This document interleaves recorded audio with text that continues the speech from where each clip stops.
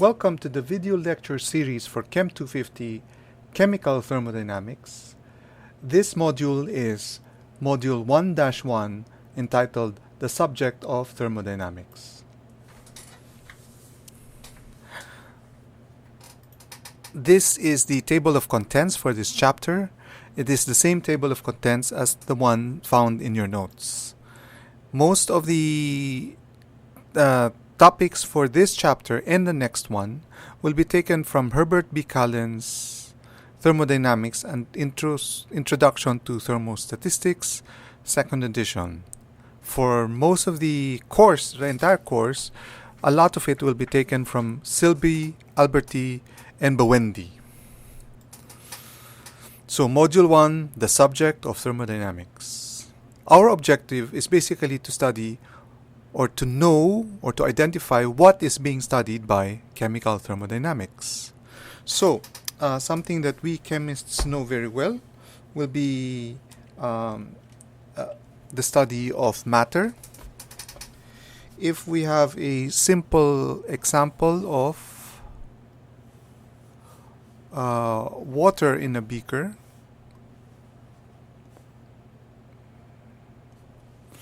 outside is 30 degrees centigrade, the water inside may be 20 degrees centigrade, and then we put a piece of ice inside, and let's say the ice is initially -5 degrees centigrade. First of all, the ice will melt, we know that, so that means matter goes from the ice to the water.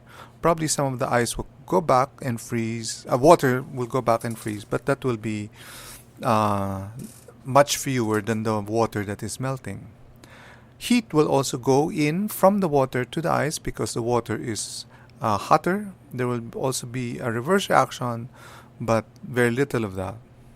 There will also be heat coming in from the outside to inside, and of course a bit of heat going out, but that will be little. And then lastly, there will also be matter evaporating from the water to the atmosphere, but since this is going to be a colder thing, there probably will be more matter condensing from the air back inside. One thing this example doesn't really exemplify very well will be, what if water expands? Water expands very little, but let's just say it does expand a lot. So if it does expand from point A to point B, that means during the expansion, it had to push the air that way. So, you can say the water had to do work in order to push the air from point A to point B. So, in thermodynamics, we will be studying internal energy, delta U. As we can see, delta U can be changed by three things. The exchange of heat coming in and going out, and then there will be a amount of work. So this is mechanical work, usually related with the expansion of something. And then also we saw the ice melting, and when the ice melts, it actually cools down the water. So now there is an exchange of delta U due to an exchange of matter. These are the three things that we will always look at in this subject.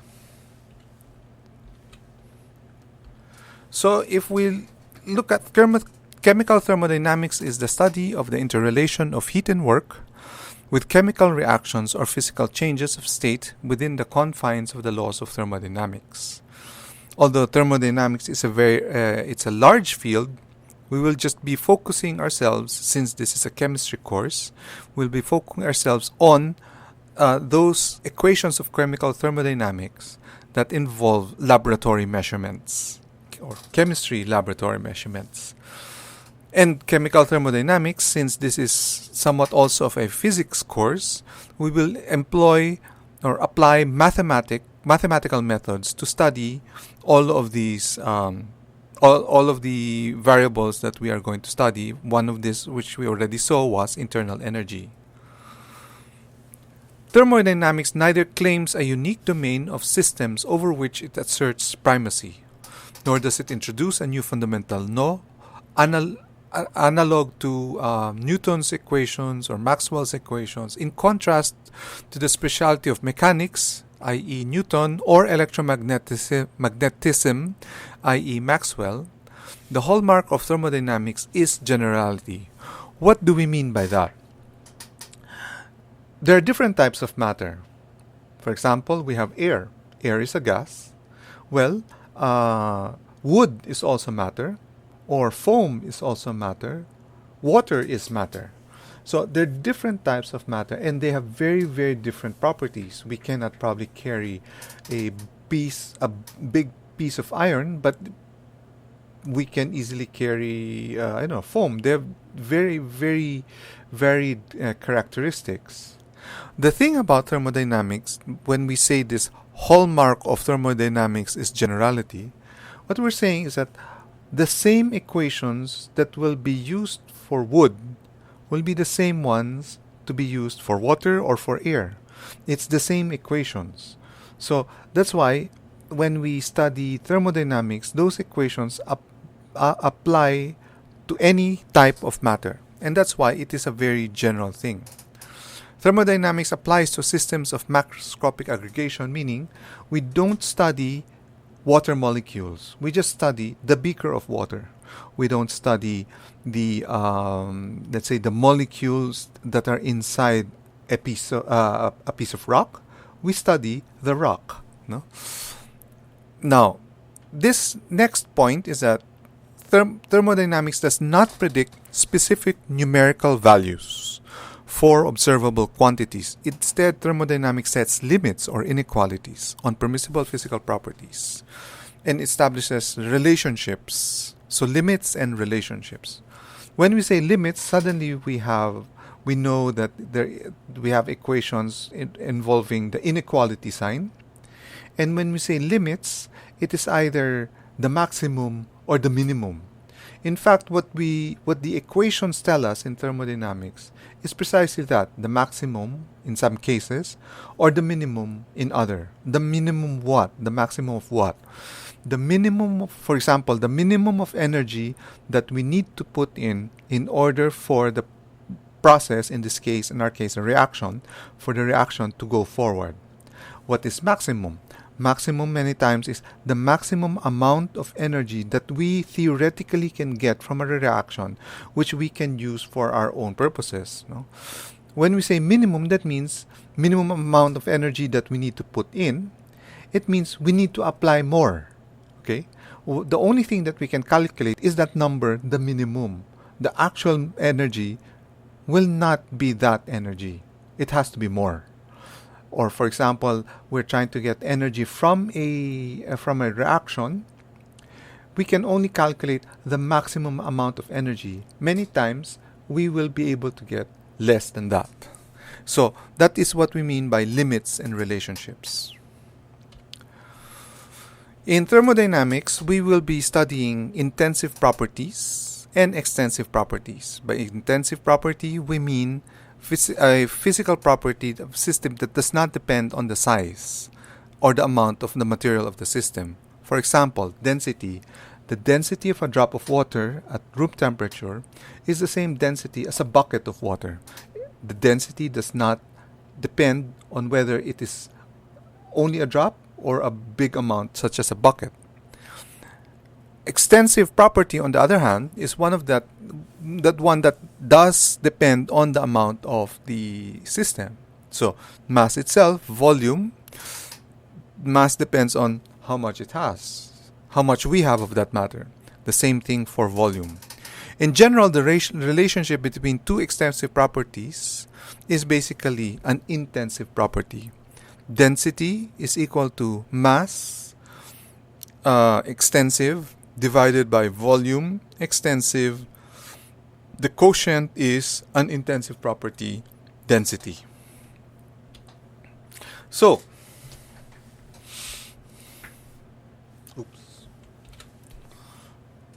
if we have, let's say, a flat surface, and we have a crate here, and we have this man who is trying to push this crate forward. when he pushes that crate, he gives that crate a certain amount of force. If he's strong, he will give it a big force. If he's not that strong, he may give it a small force. If he's strong enough, this crate will start to move this way. Okay? After some time of pushing the crate, this man will probably be tired and stops pushing the crate. The next question is, how much energy did this man use in order to push the crate? In order to do that, we have to know the distance. How far did he push the crate? Okay? What are the two variables here? In this case, energy is actually the amount of force times the distance. Energy is what we are studying in thermodynamics. Of course, this one is not a thermodynamic example.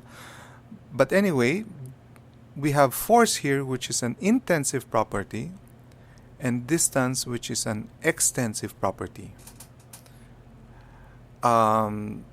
Energy will now always be, now in thermodynamics, as exemplified by this mechanics example, intensive times extensive.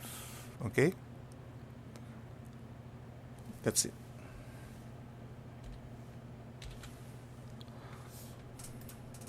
In thermodynamics, the internal energy of a system is expressed in terms of pairs of conjugate variables. In the previous example, the pairs were force and distance. In thermodynamics, the increment of energy transfer, in the previous example, how much energy did the man use in order to push the crate a certain distance? Energy is extensive. It is a product of a force, now we call it a generalized force, times the displacement, but now we call it generalized displacement. Energy is equal to force times displacement. If there are different types of forces, in thermodynamics, most of the time, we just have to add them up.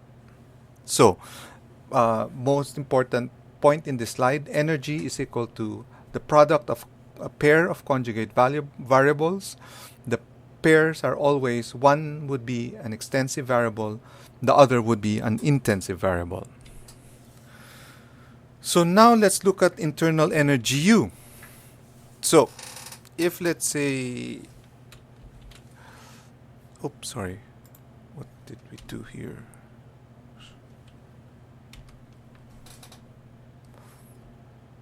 Now let's look at internal energy U. Where's my pen? Let's say if we look at water,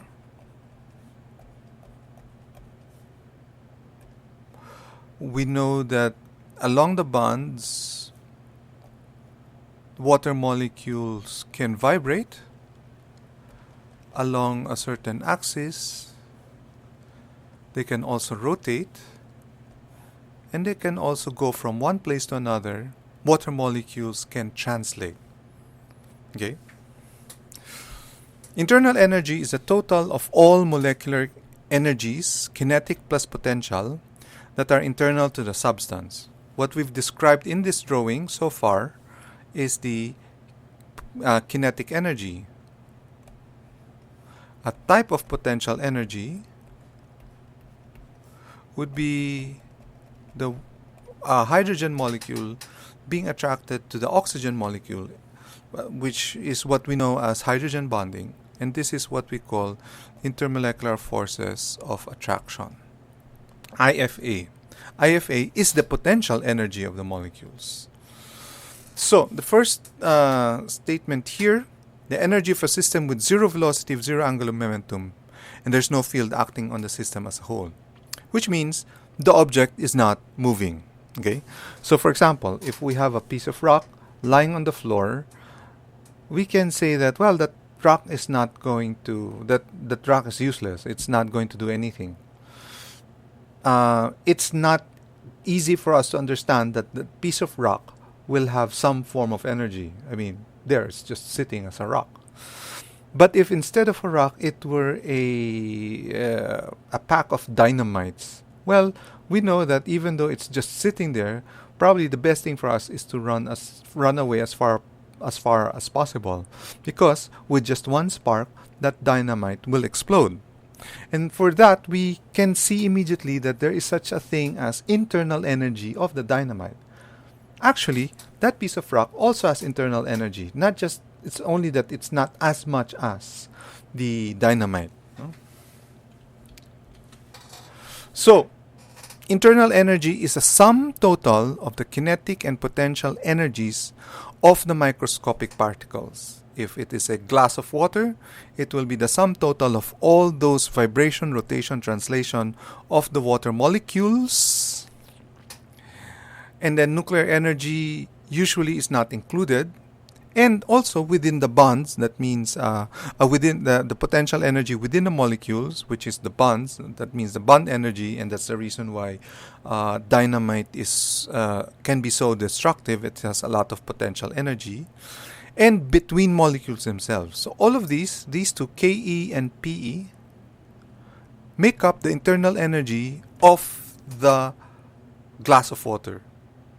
The Ke and the Pe of all the molecules sum up to the internal energy of the glass of water.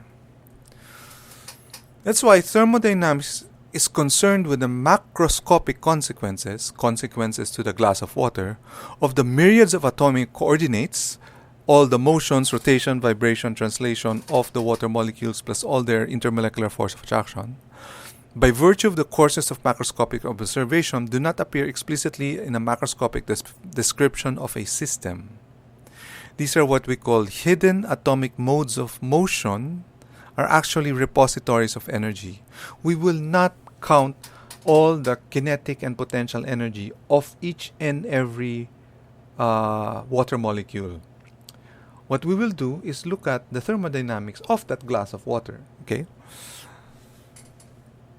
Next,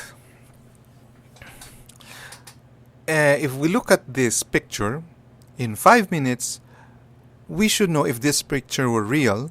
5 minutes, we know what's going to happen. We know that the beaker containing this water with this blue ink will suddenly become completely blue, evenly blue. Well, probably more than 5 minutes. No? We know that this picture itself is not yet in equilibrium. The equilibrium state would be when the blue ink evenly mixes out in all parts of the beaker of water. This gives us the idea that in thermodynamics, what we are studying is the equilibrium states. In all systems, there is a tendency to evolve towards states in which the properties are determined by intrinsic factors. Intrinsic factors, if we go back here, one of the intrinsic factors here is the ink is actually soluble in water. If the ink were not soluble in water, we know that the oil part would go up and the water part will go down.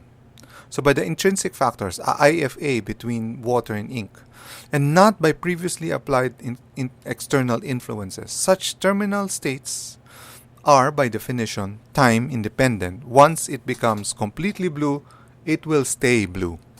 These are what we call equilibrium states. Thermodynamics seeks to describe these simple and static equilibrium states to which systems eventually evolve. So, what are we studying in thermodynamics? Equilibrium states. So therefore, the single and all-encompassing problem of thermodynamics is the determination of the equilibrium state that eventually results after the removal of internal constraints in a closed composite system. In the next module, we will study what we mean by closed and composite. So with that, we end this module. We will see each other again in the next module 1-2.